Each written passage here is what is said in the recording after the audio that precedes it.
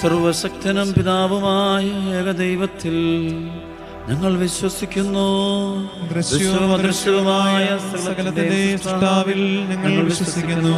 ദൈവത്തിന്റെ ഏകപുത്രനും സകല സൃഷ്ടികളുമുള്ള ആദിജാതനും യുഗങ്ങൾക്കെല്ലാം മുൻപ് പിതാവിൽ നിന്ന് ജനിച്ചവനും എന്നാൽ സൃഷ്ടിക്കപ്പെടാത്തവനും ഏകകർത്താവുമായ ഈശോ മിശിഹായിൽ ഞങ്ങൾ വിശ്വസിക്കുന്നു. അവിടുന്ന് സത്യദേവനുള്ള സത്യദേവവും പിതാവിനോടുകൂടി സത്യമാകുന്നു.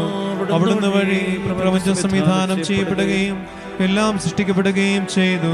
മനുഷ്യരായ നമുക്ക് വേണ്ടിയും നമ്മുടെ രക്ഷയ്ക്ക് വേണ്ടിയും അവിടുന്ന് സ്വർഗത്തിൽ നിന്നിറങ്ങി പരിശുദ്ധാത്മാവിനാൽ കന്യകാമറിയത്തിൽ നിന്ന് ശരീരം സ്വീകരിച്ച് മനുഷ്യനായി പിറന്നു.